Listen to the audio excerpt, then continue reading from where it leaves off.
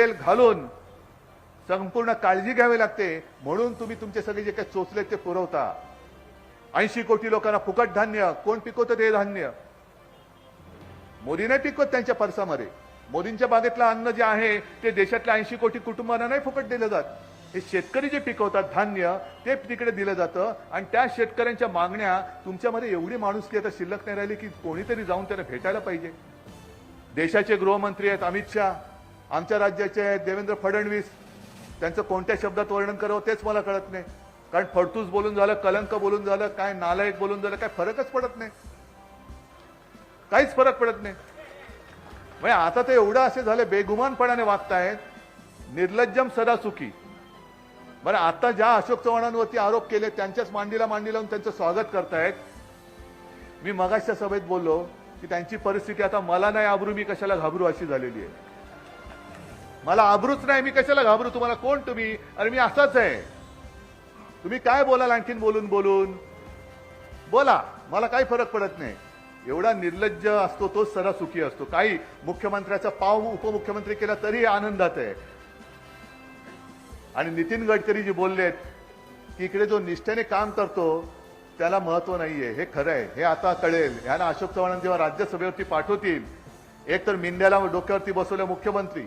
ज्या अजित पवारांवरती 70,000 कोटींच्या सिंचन घोटाळ्याचा आरोप स्वतः मोदींनी केला होता, ज्या अशोकरावांवरती आदर्श म्हणजे ज्या शहीद झालेले आहेत त्यांच्या कुटुंबियांचा अपमान करणारा म्हणून ज्यांनी वर्णन केलं होतं, त्या अशोकरावांचा तुम्ही प्रवेश घेतलेला आहे. या अशा सगळ्यांना डोक्यावरती बसवल्यानंतर खरंच आहे जे भारतीय जनता पक्षाचे कडवट कार्यकर्ते आहेत, निष्ठावंत कार्यकर्ते आहेत, त्यांना हा धक्का आहे. अरे मी कोणासाठी काम करतोय? हे असे उपरे घेणे म्हणजे पक्षाची वाढ नाहीये, पक्षाला आलेली सूज आहे. ही सुजले, भाजप सुजलाय, सत्तेच्या मस्तीने सुजलाय. ही मस्ती तुम्हाला उतरावी लागणार आहे. आणि म्हणून मी जे काय संवाद दौरा करतोय की तुम्ही माझे कुटुंबीय आहात, माझ्या कुटुंबाला मला सावध करायला पाहिजे की अरे बाबांनो बघा, उद्या कदाचित काय आता मोदीजी वारंवार महाराष्ट्रामध्ये येत आहेत. अगदी या 19 तारखेला सुद्धा शिवनेरीला येणार असं कळलंय. आणि नुसतं शिवनेरीला नाही तर आपण मुंबईमध्ये आल्यानंतर आपल्याला कळेल की जो एक कोस्टल रोड आपण करतोय, होय ते माझं स्वप्न होतं. मुंबई महापालिकेच्या पैशाने तो करते आहे, अर्धवट आहे अजून. पण एका बाजूचा रस्ता त्याचं घाईघाईने लोकार्पण करायला मोदीजी हे मुंबईत येणार आहे. म्हटलं एका अर्थाने बरं आहे, कारण स्वप्न मोदीजींचं स्वप्न वेगळं.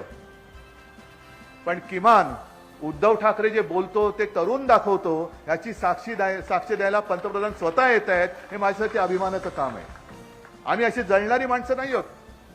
कोणी का उद्घाटन करावं करा, कारण जनतेसाठी आम्ही केले. तो काय माझा खासगी मालमत्ता नाहीये ती कोस्टल रोड, पण आम्ही महापालिका म्हणून ते केलेलं आहे. ह्याच्यामध्ये केंद्राचा एक पैसा नाहीये, राज्याचा नाहीये, पण तुमच्या हस्ते तुम्ही पंतप्रधान आहात. आम्हाला अभिमान आहे, देशाचा पंतप्रधान आम्ही पूर्ण केलेल्या स्वप्नाचं उद्घाटन करायला येतोय. ही चांगली गोष्ट आहे. तर हे असे वारंवार येतील आणि तुम्हाला पण काहीतरी भूलथापा मारून निघून जातील. तुम्ही सगळ्यांनी आता तुम्ही जिथून आला तुमच्या गाव वाड्या वस्त्या पाड्यांमध्येही जागृती करायला पाहिजे. खास करून महिलांना मी सांगतोय, कारण महिला काय होतं, महिलांना पटकन काही आश्वासन दिलं का त्या बिचारा बोलतात अरे बरोबर आहे बाबा, हे द्यायला पाहिजे, असं केलं बरोबर आहे. 50% आरक्षण मिळते आता, यावर्षी मिळणार आहे, पुढच्या वर्षी मिळणार आहे, नाही कधीतरी मिळेल, तुमच्या नातीला किंवा तिच्या नातीला कधीतरी मिळेल. हे अशी त्यांची स्वप्न, अशा त्यांच्या भूलथापा.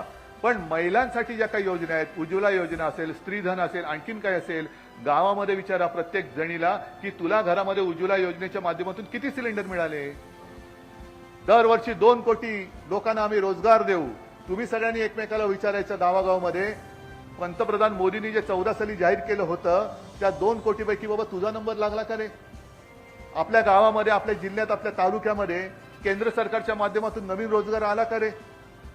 एक तर नवीन रोजगार येत नाहीये आणि महाराष्ट्रामध्ये जे तो हमारे साथ देखते रहिए फाइट अगेंस्ट क्रिमिनल चैनल और पढ़ते रहिए fight against criminal daily newspaper. आज की खबर में बस इतना ही। वीडियो को लाइक करें और चैनल को सब्सक्राइब कर ले, जिससे आने वाली वीडियो की नोटिफिकेशन आपको मिलती रहे।